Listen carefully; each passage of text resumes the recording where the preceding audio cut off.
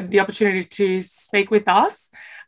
She holds a degree in music and journalism and is a published author and a Winston Churchill Fellow who has travelled the globe examining diversity, gender equality, and storytelling.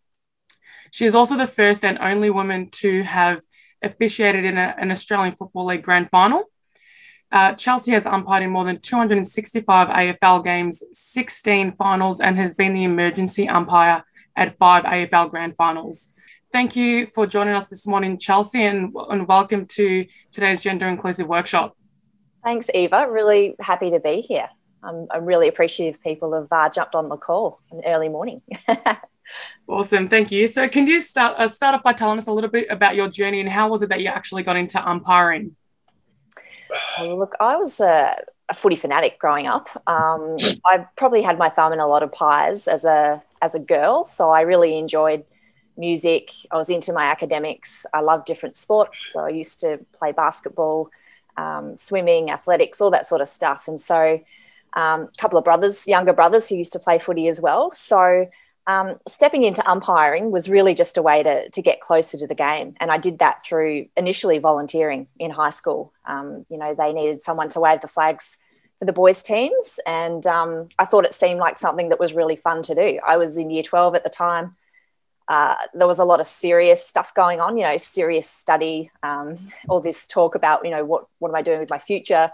And I just felt umpiring was something that would offer me a little bit of fun. And it turned out to offer some really good challenges as well. So as I had a taste, I discovered, all the elements that come into umpiring. And it was a really, I think part of it was just this idea of every decision is different. So you're constantly having to readjust your positioning, your reading of the play, you're learning all these different skills to make good decisions. And so that really appealed to me as a young person. And then, of course, getting paid when I joined the local association up in Brisbane, getting paid was a pretty good option as well to make good decisions and be around football. And that's how it sort of began for me. Awesome. And just growing up, what was it like being, one of the only females in a predominantly, back then, what would have been a predominant male role?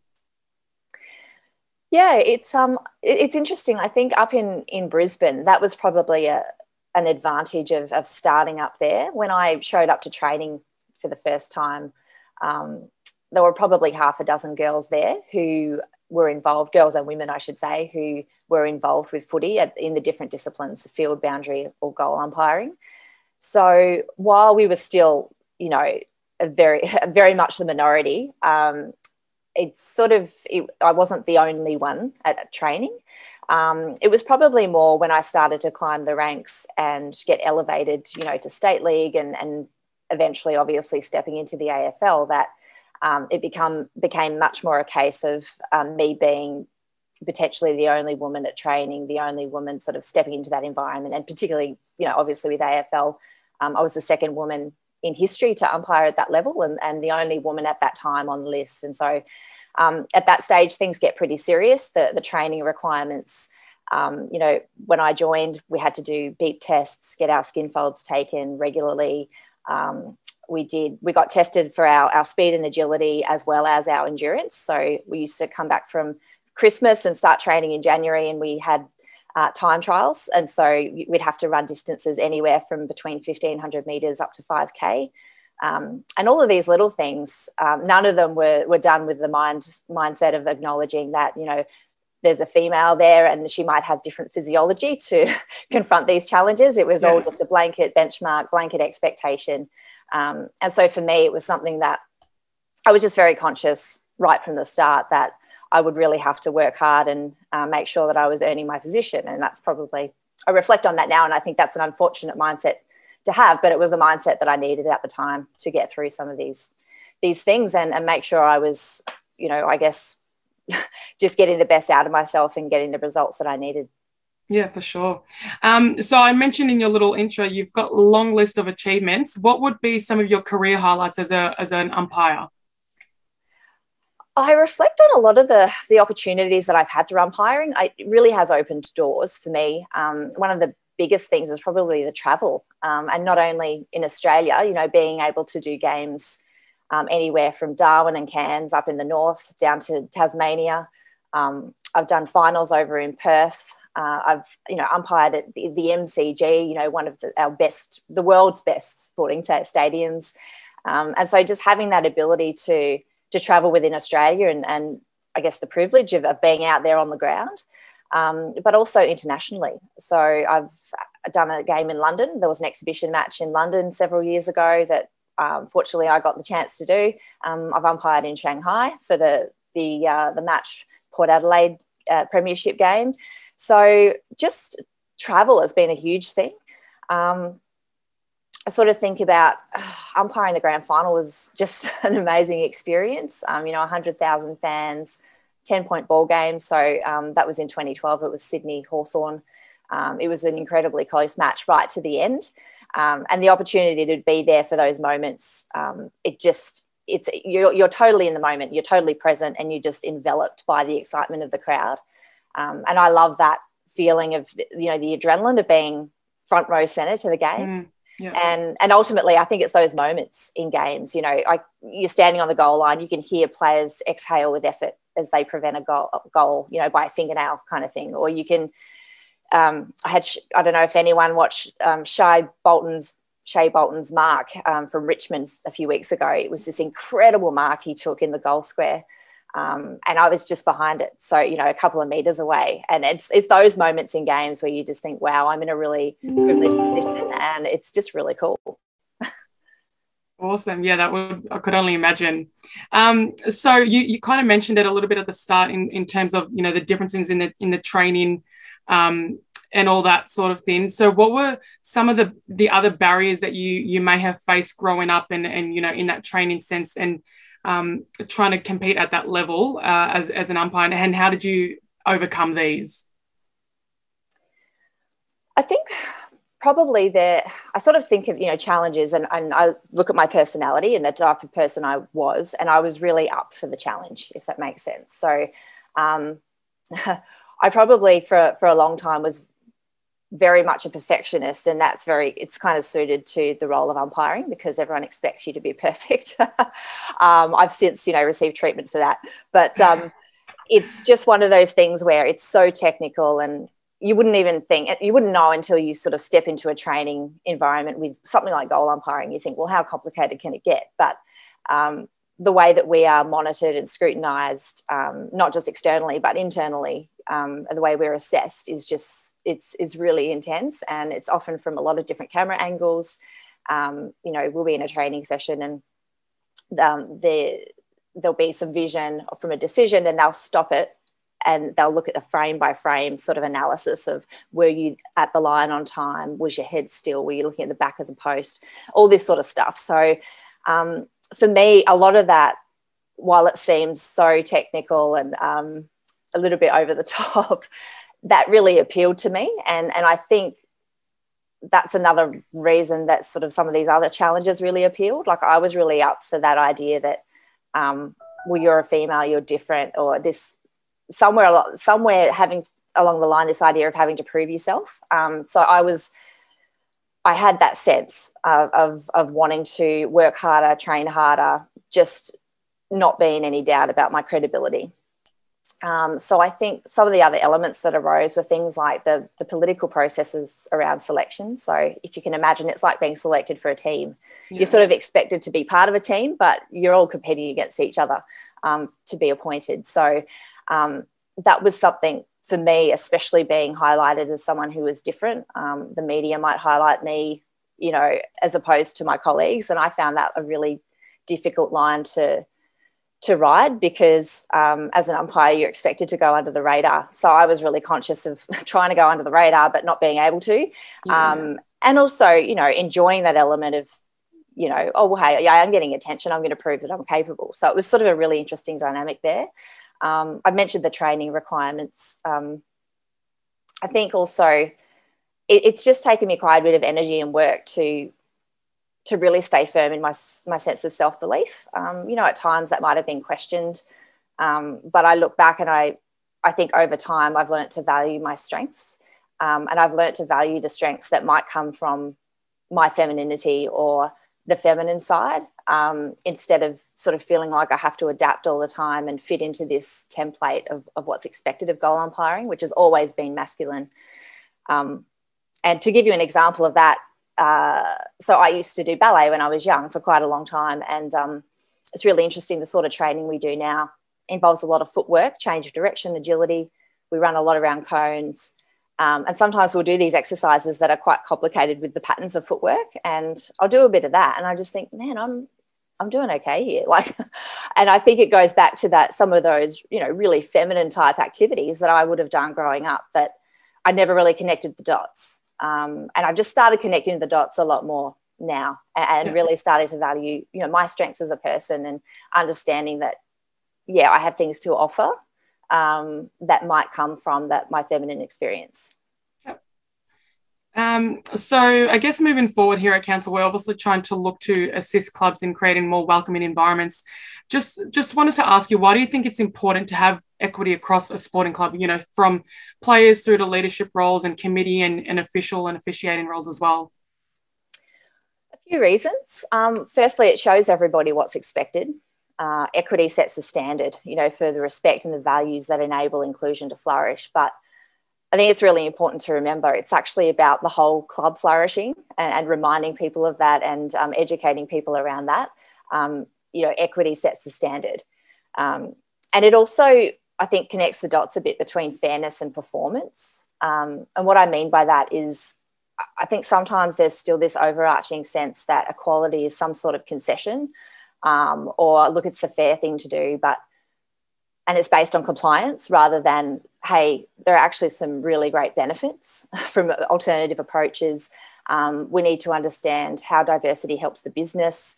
And I think when we really look at those issues, we start to, I think, diffuse this idea that merit is a part of the discussion, because I think merit becomes this issue that I think we can get bogged down in it. You know, I think once we understand, look, what are we looking for? What's the criteria that's going to help us to be more diverse? Who is the sort of person who can provide that input? I think we start to get a much better idea of, you know, why we need to do things a bit differently. And I think ultimately the fundamental thing is that sport really opens up to everybody when there's equity. You know, we often hear it talked about, doesn't everyone deserve the opportunity to be physically active and connected to their bodies and experience all the great things that come from sport? So I think the holistic benefits beyond just being competitive or beyond just winning become really important in that aspect, and they're just as relevant. And so, you know, equity can really bring that mindset into sport and physical rec. For sure. Thank you. And just before I open it up for any other questions, I've got one more. So if anyone has any questions for Chelsea that they either like to put in the chat or opportunity to ask, once I finish off this last question, feel free to start putting in some questions. The last question I had, Chelsea, was just in terms of next steps moving forward, what would you say for clubs? So, you know, obviously a first step is great that they're all here today. What's some next steps that clubs could do moving forward? I often think about, I don't think it's necessarily a lack of support for inclusive principles that prevents action. I think sometimes it's kind of overwhelming thinking about where to begin and what exactly to do. And particularly with sporting clubs, we rely a lot on volunteers or people who may be in a very part-time capacity. And so it can be those little things that actually make a really big difference. I know from my experience, one of the biggest issues I've had throughout the years that seemed so trivial that I would just not worry about it was uniforms that fit.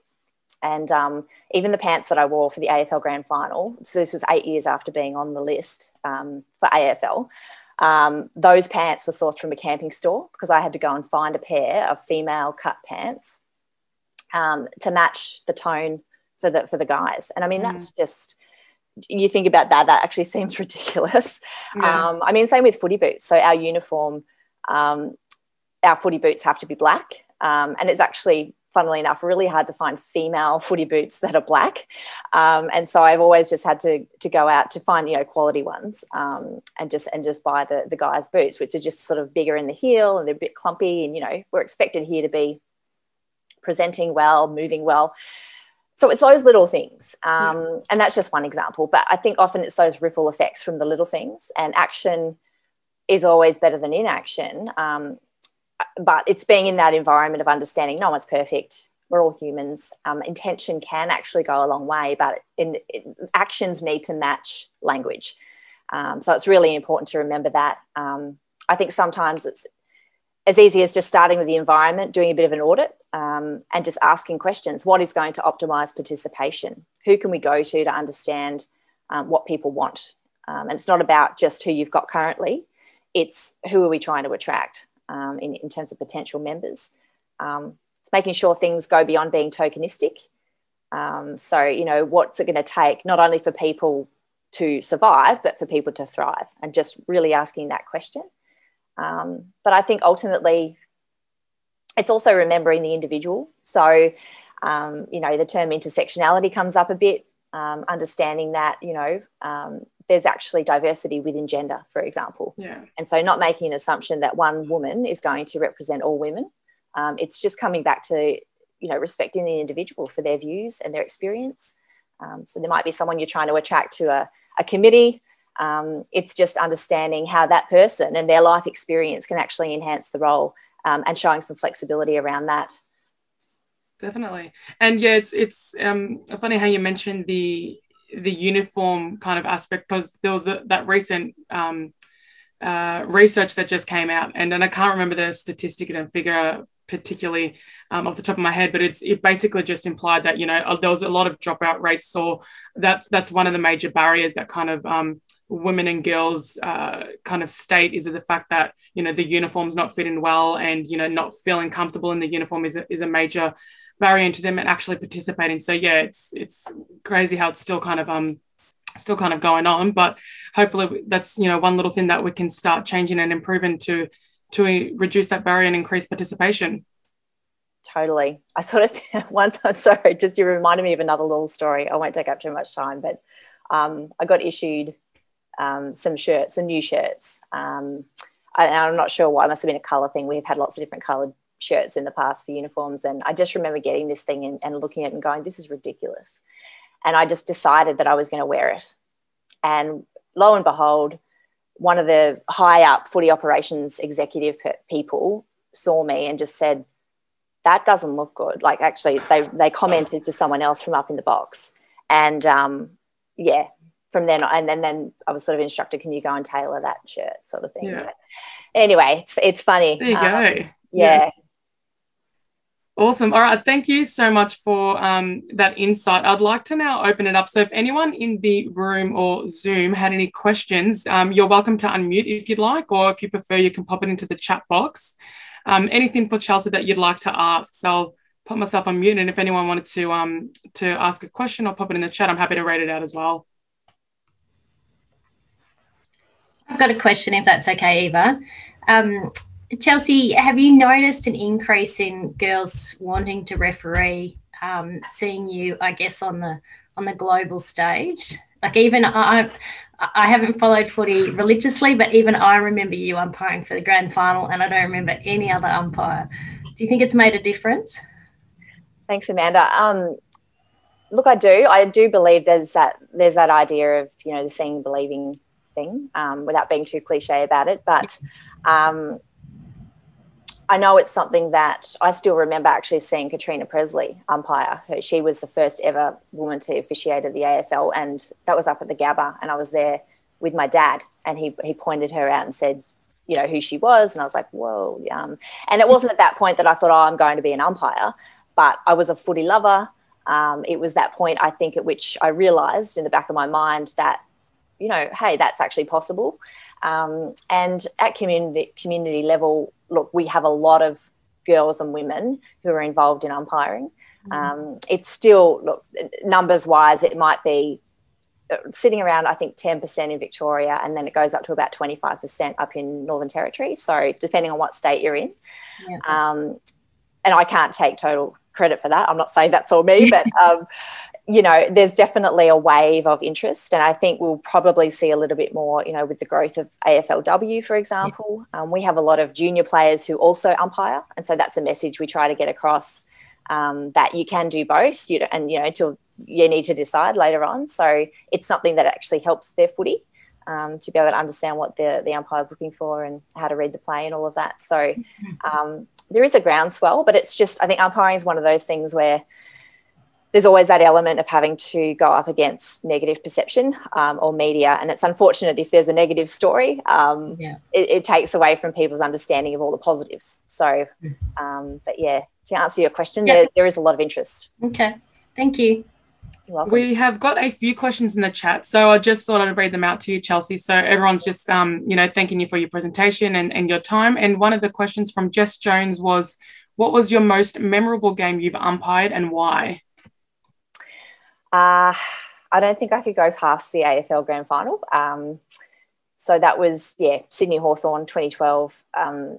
That I still remember being in the race, waiting to step out onto the ground for that game, and my heart was just thumping through my chest, and it was a sense of excitement. Like it was nervous excitement. I wanted to get out there, but I just wanted to enjoy the moment, and it had been a pretty crazy week. So look, I can understand it was a news item, so I had to do a press conference earlier in the week around my appointment.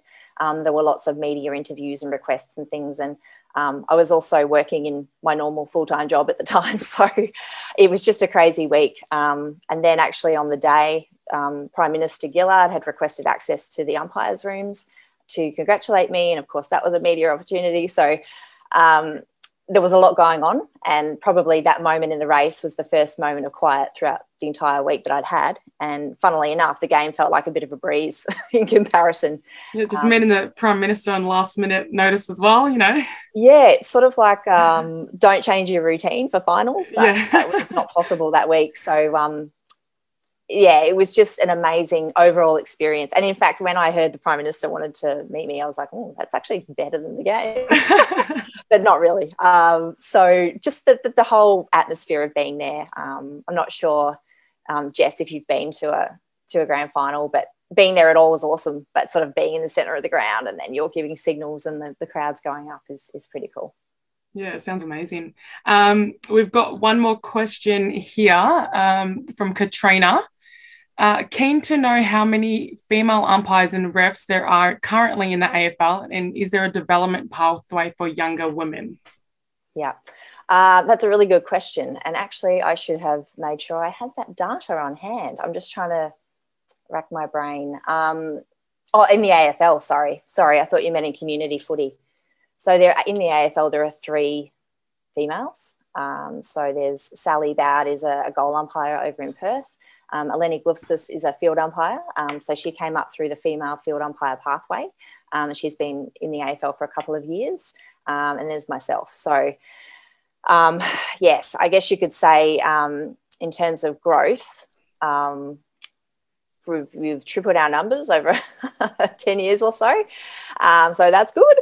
But I would suggest there's still a little way to go in terms of a culture that totally encourages females to really, get to the top level. But the good news is there are pathways now. So as I mentioned with Eleni and the field umpire pathway, it's similar to the player pathway. So you guys might know that David Roden is now a goal umpire. So he was a player for many years and has now stepped in through the player pathway into goal umpiring. So it's similar with the female pathway now. The AFL's realising there needs to be a pathway, and so we're doing a lot of work at community level to try to encourage that growth and mentoring programs. And so I have a part-time role with the AFL that involves, as it does Eleni Glufsis. So we work together to create mentoring opportunities and networks to help females in community umpiring. Awesome. Now we've got a few more minutes and we've got a few more questions. Councillor Baker's got her hand up. I just didn't know whether you wanted to ask a question. I do. Thank you very much. Thanks, Eva. Chelsea, thank you for your very interesting presentation. I was struck by your reference to ballet and the fancy footwork and the skills that you obviously learnt as a young woman there. And it just struck me to ask a question. Maybe you can talk a little bit more, particularly with the the women's AFL coming up. Are there any changes to the way people are encouraged to train or work, or, you know, with an insight like, gosh, ballet skills might be really helpful for that fancy footwork around quick turns and movement, you know, which are being brought into mainstream training, not because it's a female thing, but because it's a skill, and there's a whole team of coaches and specialists who could perhaps help with some of those different talents that would enhance the game generally for all players. Just wondering whether you've observed anything over your career.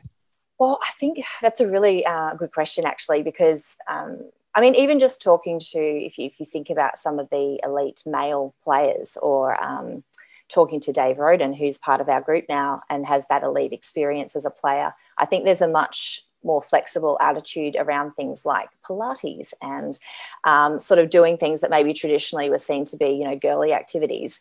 But they realise that, you know, balance and strength, you know, are actually really important to their skills. And actually, when you started by talking about the female game and the way in which it's played, I think there's this really healthy, and I hope it continues this way, but this healthy attitude towards the female game actually being a style of its own, because you look at some of the imagery that comes up, and some of these women, they kick the ball and they're doing the splits in the air. You know, there's this flexibility and this prowess that's just, it's completely feminine in a lot of ways.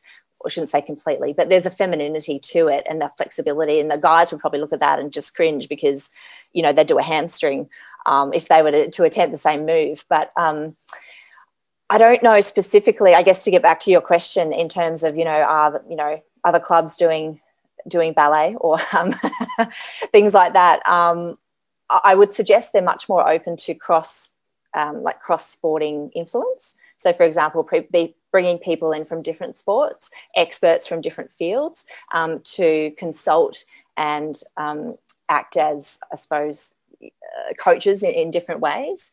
So I think that's something that's going to happen more and more. At the moment, if I think of what sort of sports, well, it's probably more things like basketball or tennis.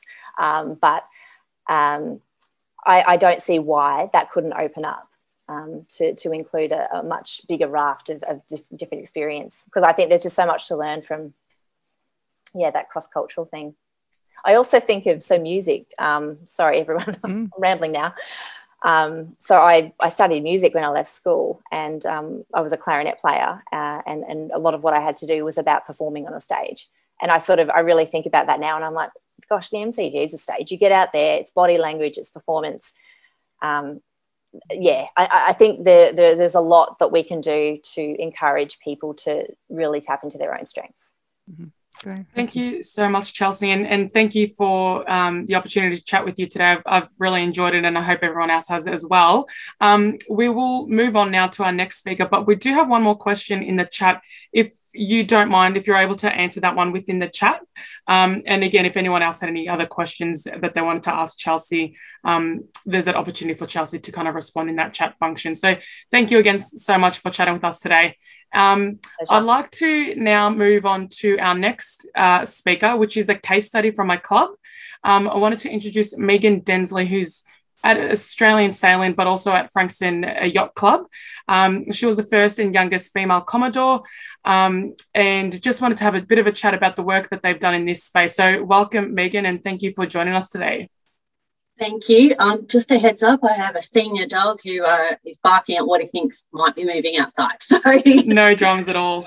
That's the perks from working from home. Exactly, yeah. Thank you for joining us. And can you first tell us a little bit about your current role and what you do within, Australian Sailing and Frankston Yacht Club? Perfect. So at Australian Sailing, I'm the regional manager for Victoria. So I'm the state manager essentially. So I'm fairly new to this position, but I've been involved in Australian Sailing for most of my career in some way, shape or form. But yeah, so I get to talk sailing all day, which I love. My husband thinks it's the perfect job for me because that's what I get to do. At Frankston Yacht Club, I'm the immediate past Commodore. So I step down 2 seasons ago now. I just had reached the end of my time as Commodore. I was Commodore there for 5 years, and part of the building development that has occurred for it. One of many Commodores a part of it, but I got to see the building get knocked down and rebuilt, which was a very exciting time for us. Awesome. And just speaking about Frankston Yacht Club, could you let us know a little bit about some of the work that you did there to promote women in sport and women in leadership? Yeah, so when I began Commodore at my club, which is a president equivalent for other clubs, for those who were like, what on earth is a Commodore?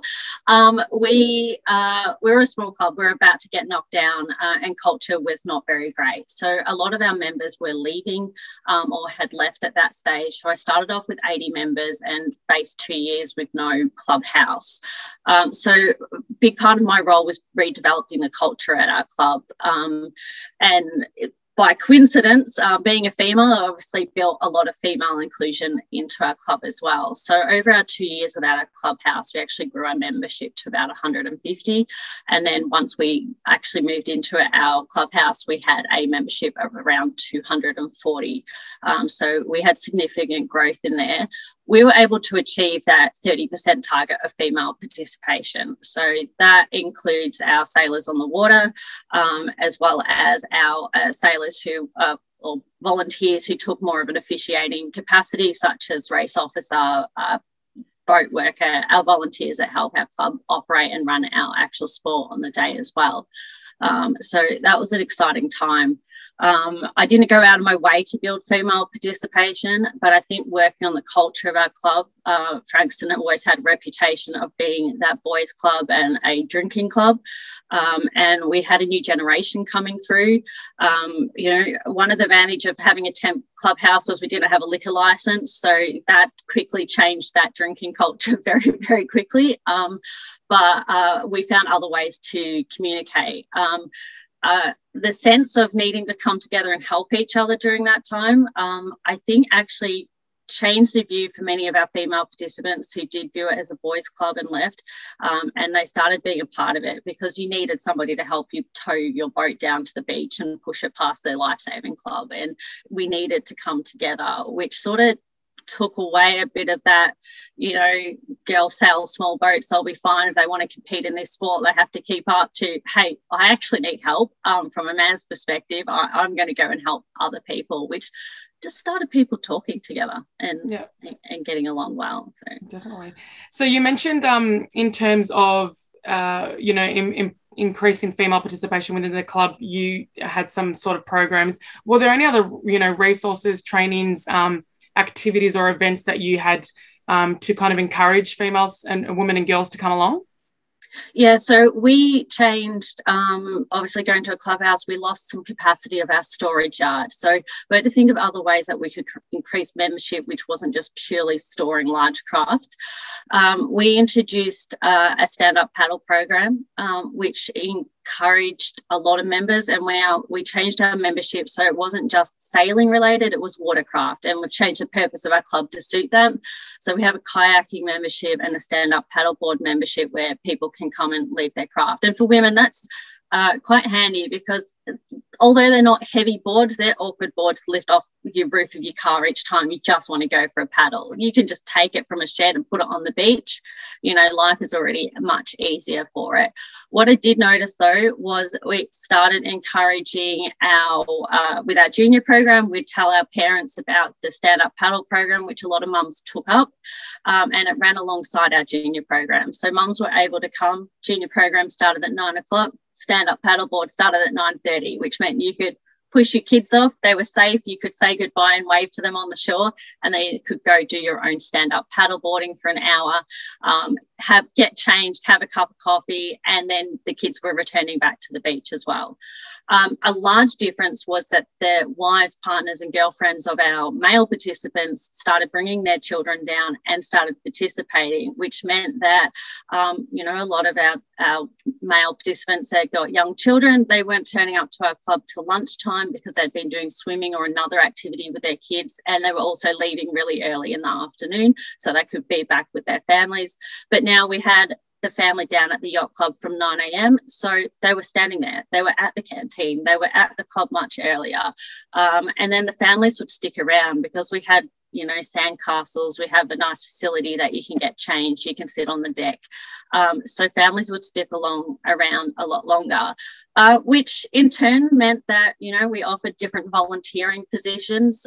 So women also got an opportunity to be a part of, you know, how to start a race, how to lay a course out there, sitting up in the tower and doing the safety observation rather than just sitting on the beach or being placed into the canteen.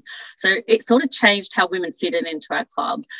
It changed how the men interacted in our club as well. And the consequences were increased membership, increased family membership, but increased bar sales because, canteen sales, because people were staying around at our club much longer.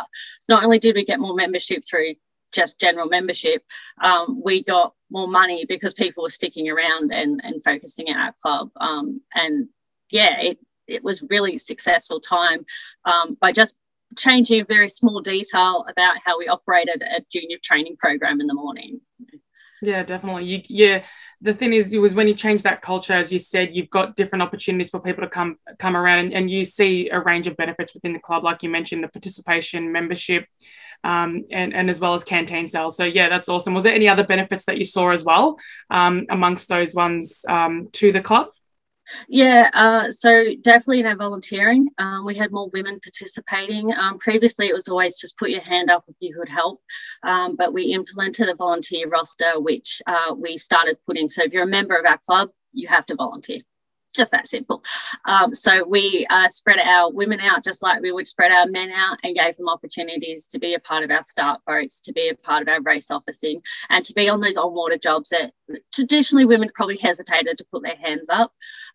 I found that we've got an increase of female qualified people. So after they've experienced it in a volunteer capacity, they've gone and got a qualification to become a sailing instructor, to become a race officer. They've done online courses to learn how to set a race course on the water. So we've had all sorts of different benefits. I definitely also had an increase during my time as Commodore of committee members, both as subcommittee and as executive members on the board, because suddenly they had an understanding and a role to play in, and females just started putting their hands up. It did help that, I think you encourage your friends to do what you're doing. So I think a female lead encouraged that. But I also had a lot of other females start to embrace it.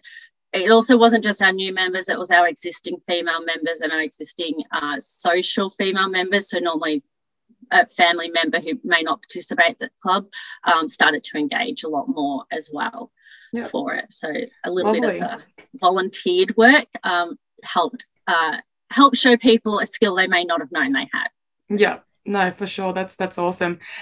So we've just come to the end now, so we'll have to move on. But I just wanted to quickly ask as well before we do, has the club seen the positive changes maintained over that time as well? So you mentioned that you were there 2 years ago. Have they continued seeing those positive outcomes? Yeah, in female participation on the water and our volunteering jobs, we well and truly have. There has been a change in committee and there's currently no females on our executive committee, which I think is just an effect of change of committees. These things sort of happen. Again, you recruit your own friends and we have a male Commodore, but there is still a very good base of subcommittee female members who hopefully will step up again to be that executive role. And I've had a large increase in young teenagers, late teenagers, early 20 females who are now jumping in and putting their hands up and talking about this change. So I think in the next couple of years we're going to see a boom in female leadership at our club and definitely on our committee as well. Awesome. Thank you so much for your insight at the Frankston Yacht Club. It's been great to hear from your experience from someone that's actually done some work in this space already. Unfortunately, we won't have time to open up to questions from the audience, but if anyone did have any specific questions for Meaghan, again, you're welcome to pop them in the chat while we move on. So thank you again, Meaghan, and thanks for your time this morning. I'd now like to hand over to Zoe Francis and Katrina Nurse from WHISE, who'll be running through a bit of the findings from last workshop, as well as moving on with a few activities as well. So welcome, Zoe and Katrina. Thank you very, very much, Eva. Thank you to everyone for logging on so early on a Wednesday morning and for your motivation and commitment to creating and fostering inclusivity in sporting clubs in Frankston. And thanks too for Chelsea and Meaghan for your presentations. It's been very uplifting, and in the sector where we work at WHISE to promote gender equality, it's really exciting to hear firsthand the stories of the progression of the work. So yeah, thank you so much. Thank you to Frankston City Council for inviting us along the journey as you move through furthering work to promote gender equality. I'm just going to start sharing my screen. So essentially, for the next 5 or 10 minutes, my colleague Katrina and I are going to share with you the work from 2 weeks ago, where we ran a session which was very similar to today, but was at that community level. And so we heard community voices on what people think gender inclusive clubs look like. So who is WHISE? We are Women's Health in the South East, and we partner with councils and with health promotion teams across our region on a collective journey towards promoting gender equality, preventing gender-based violence, and promoting sexual and reproductive health. So that's what we do at WHISE, and that's why we're so excited to be part of this journey and the great work that you're doing in Frankston.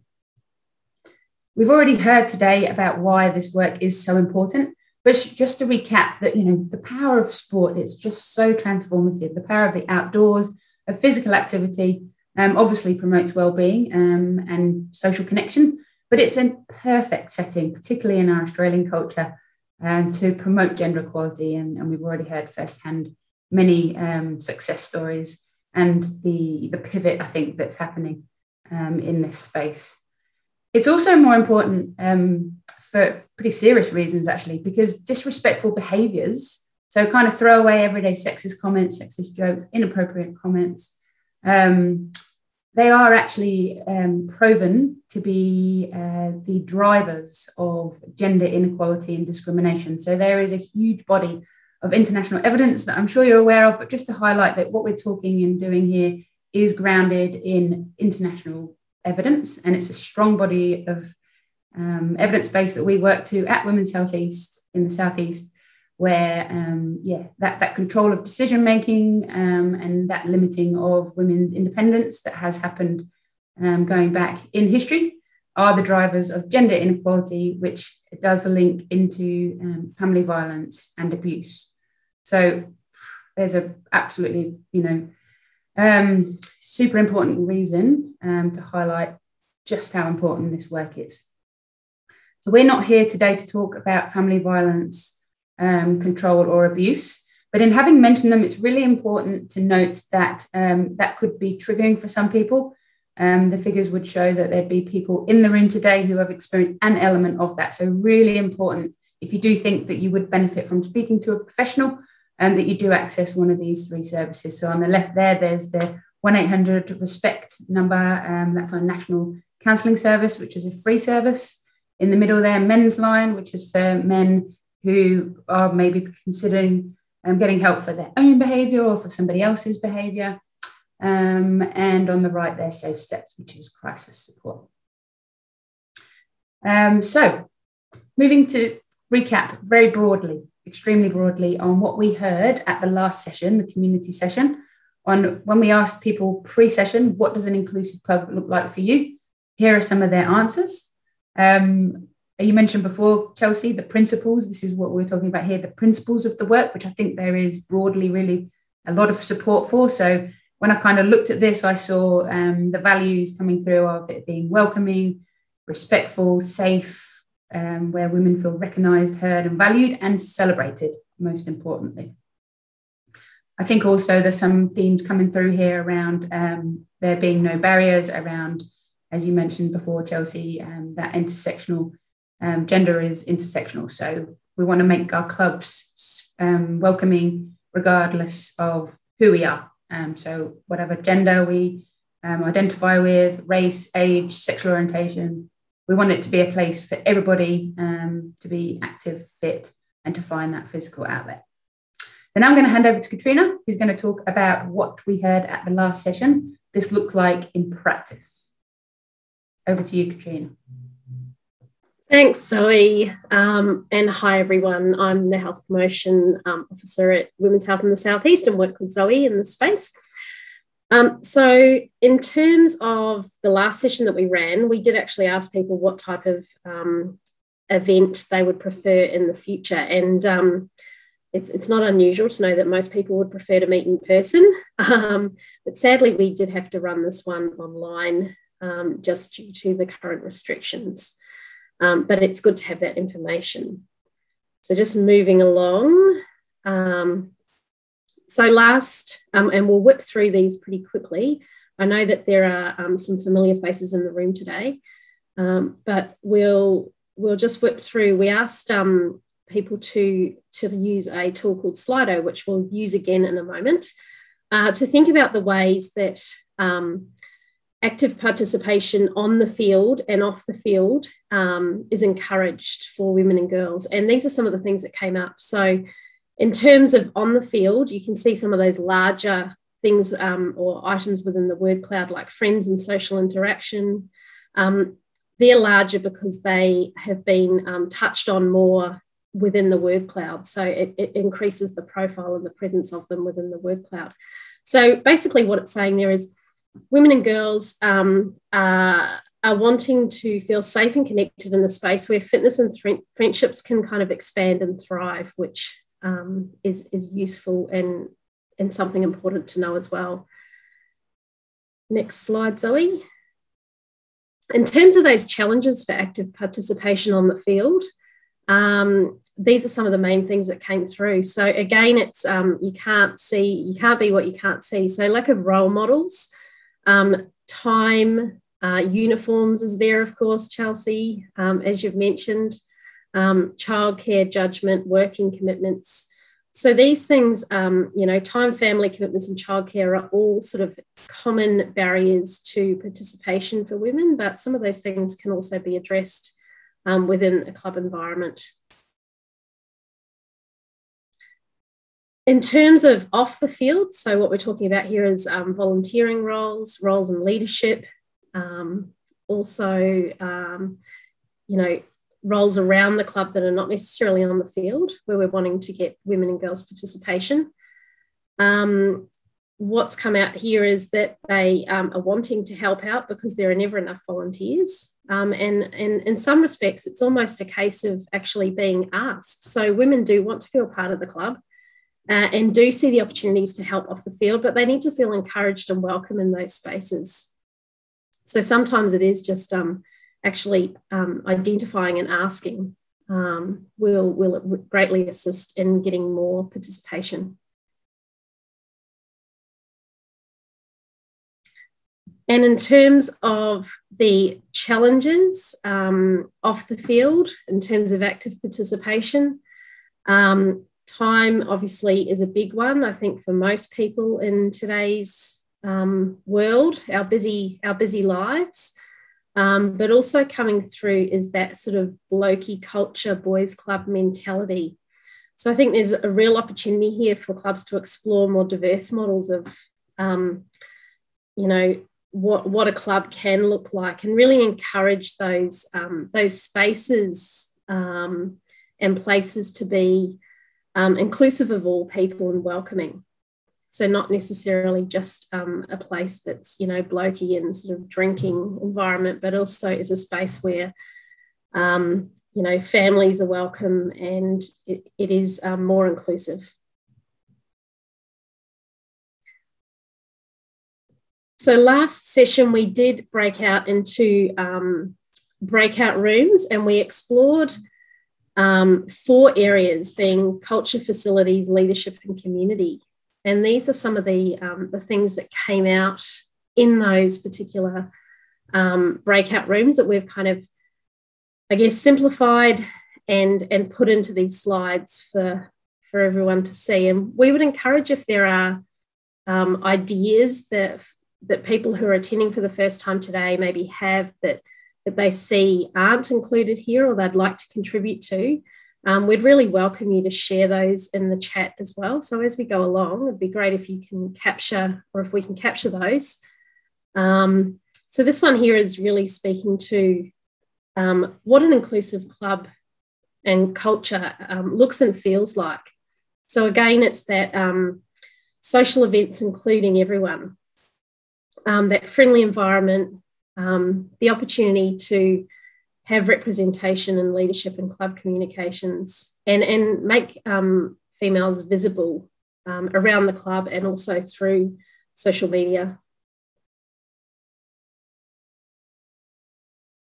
Moving on to the next one. So in terms of the facilities, so its physical spaces obviously need to be welcoming, and the timetabling around games and training is something that clubs can certainly do to ensure that there's equality around the timetabling for men's and women's games. There are also opportunities to start to bring in a social focus, which really is sort of not just about drinking and winning, but brings in those elements of family as well, which can help to really encourage that diversity and inclusiveness in the club and make everyone feel comfortable. So here we explored leadership. So how we work, how we can create a gender balance in leadership roles and then allow that diverse representation of voices. Here we started to see some great things coming through around recognising, I guess, that unconscious bias in terms of, it's something that we all hold and are sometimes not aware of. So there's opportunities there to be able to upskill leaders within the clubs in terms of bystander training, to be able to call out that sort of behaviour in a non-threatening way, of course, and celebrate more of an inclusive environment. But also to celebrate the women behind the scenes, so not just the winning aspects. And to, again, encourage and ask, in some cases, just asking that simple question or identifying some of the skill sets that you have within your sporting club and where you can capitalise on those, and asking individuals to actually join or become mentors or take on a role within the club is also really great. Bearing in mind there are, like with most people, concerns around, long-standing commitments. So it's about kind of working out for each individual what they feel comfortable with and how you can tap into their skill sets in a way that is, works for both the club and the person. And finally, the community. So this question we started to explore, how can we make our club reflective of the community we live in?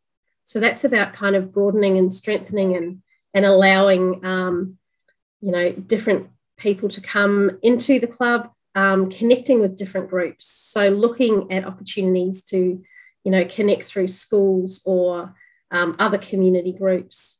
It's also thinking about the policy and procedure at a board level in terms of ensuring that we have equal representation, and also offering those sort of free tryout open days, less commitments coming up there as well. That's social membership. So we do know, as we explored before, that females have said that they like to have that aspect of social connection in their clubs, and that is something that's really important to them. So it's like, how can we create that environment within our club to get them involved? So if anyone has got any additional ideas for any of those 4 aspects, please feel free to pop those in the chat, and we will certainly capture those and pick them up. So what we'd like to do now is just transition across to an activity via Slido. And I'm just going to share my screen now. So Slido is an interactive platform that we we used last time for those who were here. And for those who weren't here, what you will need to do is, we're all very familiar with the QR code these days, given that we're using it to scan in everywhere we go. If you take a picture of the screen there with your mobile device, you can actually jump into the Slido, and we'll pose a question to the group, and you'll be able to answer that particular question or vote on that question. Your answers will come up onto the screen anonymously, so we'll be able to actually see live time what people are contributing. So what we're hoping to do in this section is to really, now that we've kind of unpacked what some of those barriers and cultures are within the club, is we are looking to really just take a reflective look at what the strengths of your club are in engaging and creating inclusive spaces for women and girls and involvement on and off the field. So this is really a time for you to really think about and reflect what your club's doing well at. And as Chelsea mentioned, sometimes it's about where to begin, and it's thinking about those little things that can make a big difference. So what I will do now is just move the poll forward. So this is a word cloud similar to what we've done before.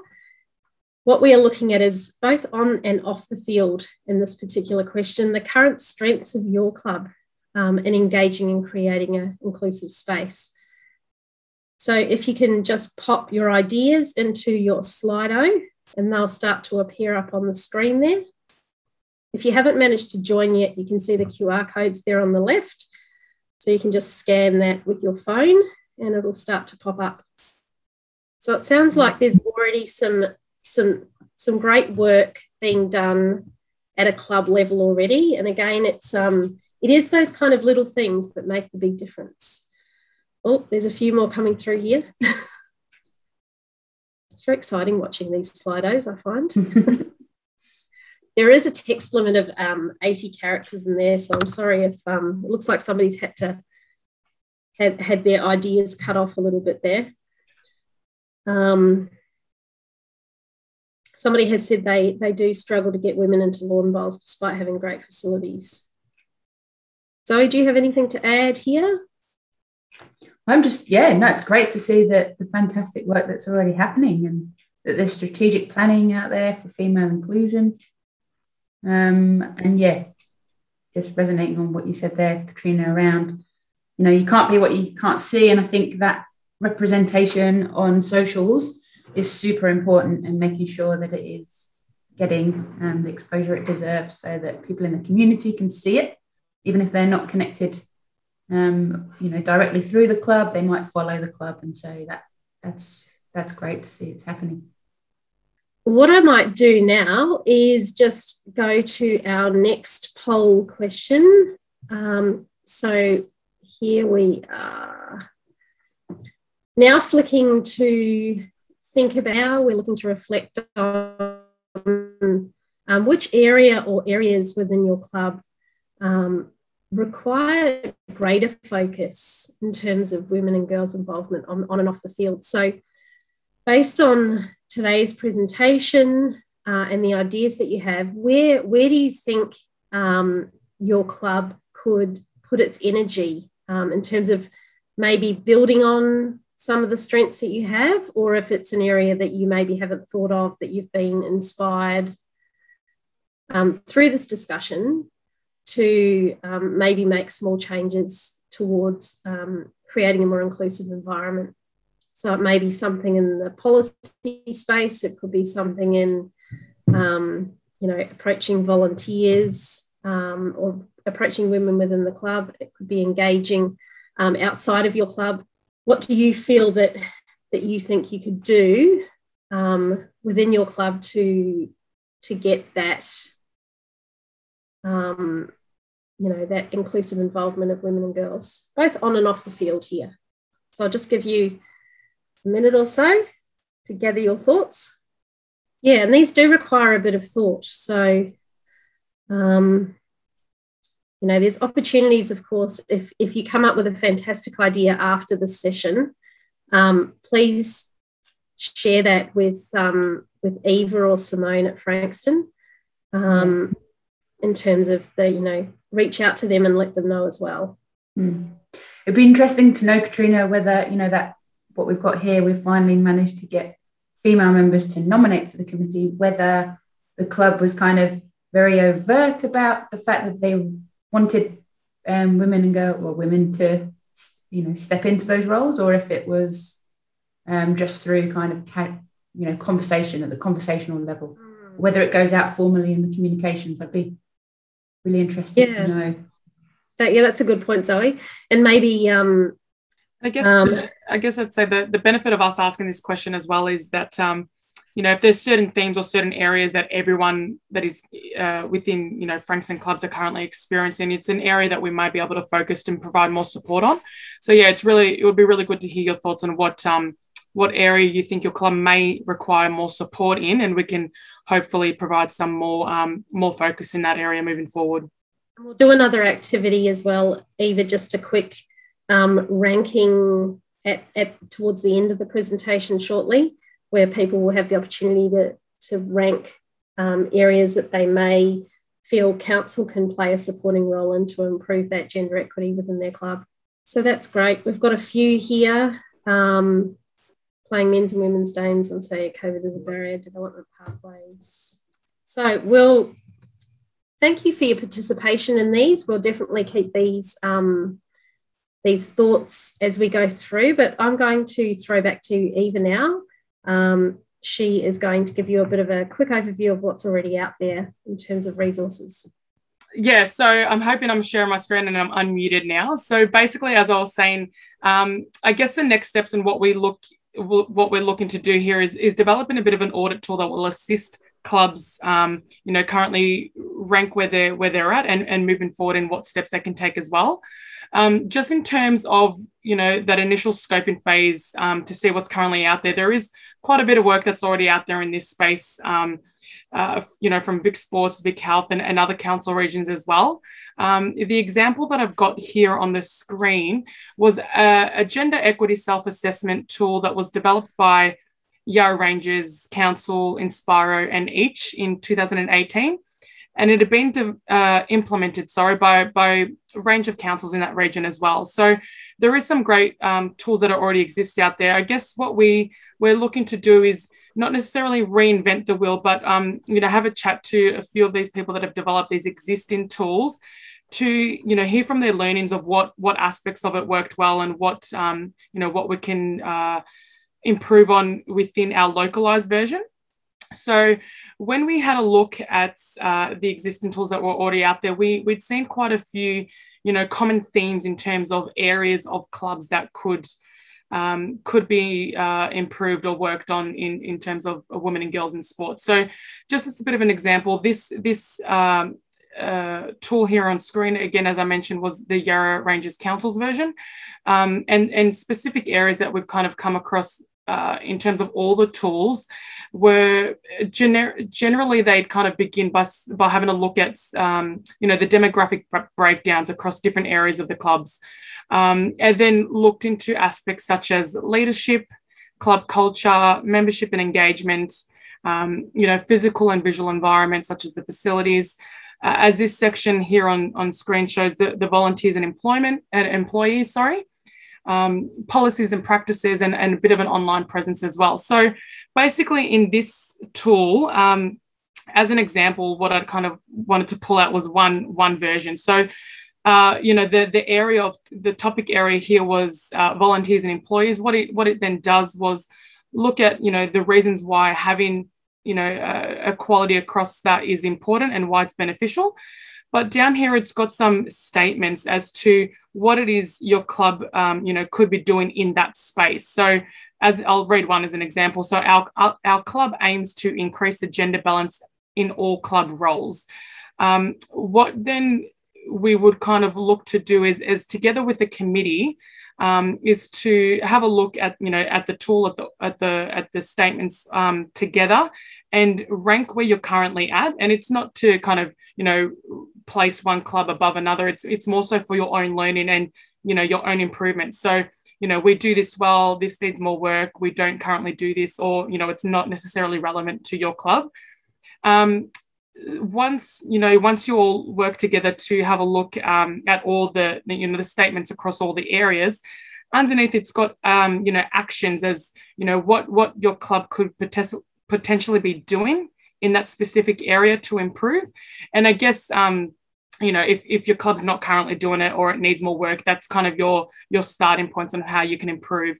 I guess what we're looking to do as well is create a localized version of the tools that we've found, hear from you in terms of what areas might need more work, but then also potentially provide some resources. So for example, there might be, existing templates that might assist with policies. So along with our audit tool and action plan template, we'd aim to kind of pull it together in a big resource that has, specific resources that might assist your club moving forward as well. So I guess that was a little bit of an overview of that one. I'll quickly, what I'll do as well is I will share in the chat function, there's actually the links. I can provide the links. This is the one for the one that I was just showing there. So I'll pop them in the link. So if anyone wants to have a look moving forward as well, they've got club information, leadership, and then specific statements that your club can have a look at and different areas that you could potentially improve on, and then actions as well. So there's that one there, which is a little bit more detailed. And if your club just wanted to have a bit of a starting point, there's a simple 1-pager or 2-pager from Vic Health as well. There might be a bit of a starting point that's a bit simpler as well, whilst we're creating our own tools. So just thought I'd kind of show you what's out there at the moment. And I'd like to throw it back to WHISE, who will ask a few more questions before we wrap up for the session.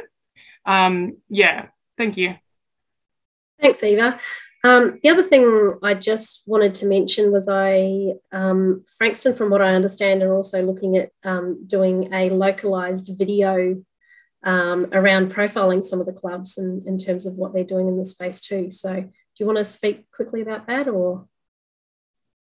Yeah, more than happy to. So basically what we're looking to do as well is create a bit of a video, which I think Zoe just put into the chat. We're looking to kind of showcase some of the clubs that are doing well in this space already. Hear from some committees, whether it's, a coaching staff or a player, into the importance and the benefits of being welcoming and inclusive, and then kind of use that to showcase and more broadly promote, work that's already been done by some, but then encourage others to continue in this space. So over the next, month or so, I've been in contact with a few sporting clubs that are happy to be to participate and be filmed. Obviously COVID's put a bit of a halt in terms of filming. We're supposed to go out and film last week. So hopefully once, restrictions ease a bit, we'll be able to get that back on the way and, be able to share that with you guys shortly as well. Great, thanks, Eva. So as I mentioned, we'll just quickly run 2 more quick questions. One's just a ranking poll, so you won't have to think too much. We've just got some options on the screen, but a really useful way to gather some information around the way in which clubs can see council continuing to support this work within the region. So as you can see here, it's looking at what role do you see council can play in supporting your club to improve gender equity, and this will help to really kind of drive that support at a local level from council.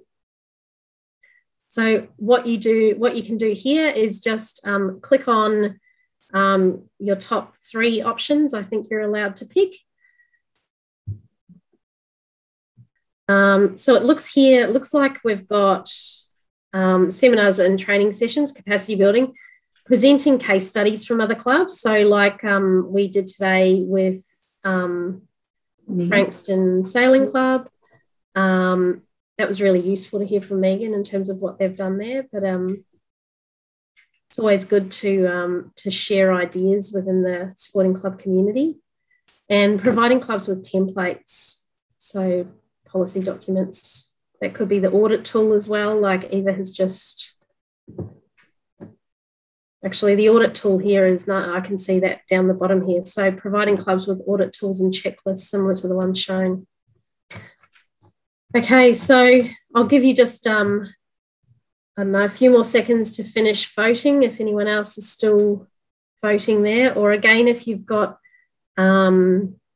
issues with Slido, you're welcome to just pop it into the chat function and send it either directly to one of us or pop it in there and we can include that in this data. Okay, thank you. That's really, really useful information. So, it's moving again. Okay, so just finally, the last question here before we're getting close to wrapping the event because we're finishing up at 9:30.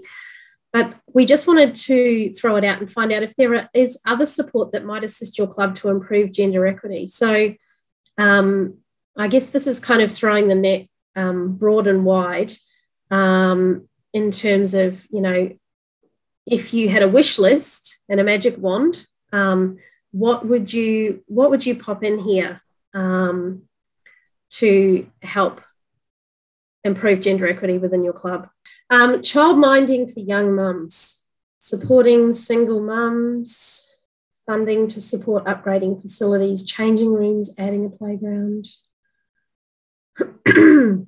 Yeah, it's really interesting that that came through very strongly in the first session, didn't it, Katrina? The childcare, you know, that is certainly a significant barrier.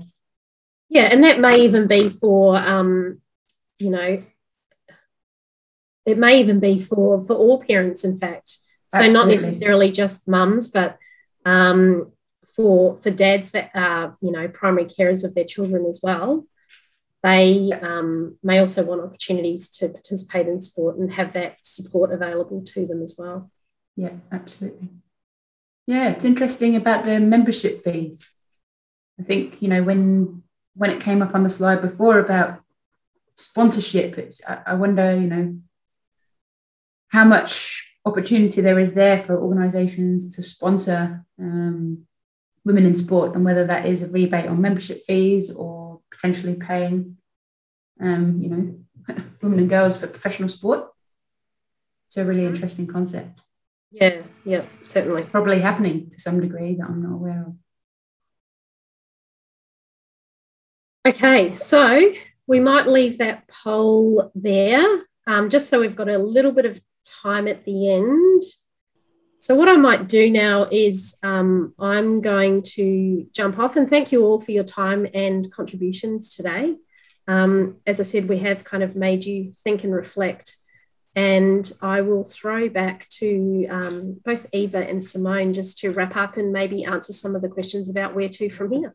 Thanks, everyone. Thanks, Katrina. Thanks, Zoe. And thank you, everyone, for being here today. We really appreciate your time. We know it's very early in the morning. You could have worn your jammies if you kept your camera off. It would have been fun, or on. We don't mind either way. But we thank you for taking the time to be here today and being the change makers in our community. We think that's really great. We know that Australian sports and physical activity providers, they need people like yourselves. We're going to work on building sports clubs that are inclusive and are welcoming environments for women and girls who become central to the fabric of the club, alongside the men in the club as well. We want to see that positive club transformation. From here, we will be looking at sort of using this information and analysing it. As Eva suggested, there are a range of tools, there are a range of programs that exist. What we want to do is we want to make sure that what we put together, a package of support, whether support tools that are specific to our local Frankston community and are relevant to the needs of our community as well. So that's what this sort of process is about. So from here, we'll be working towards what that might look like, and then coming back to you to refine that, to test it, to see if it is useful, and and hopefully using the clubs who are present today to charge forward, lead the way, and encourage the clubs who aren't here today to also come on board as part of that process.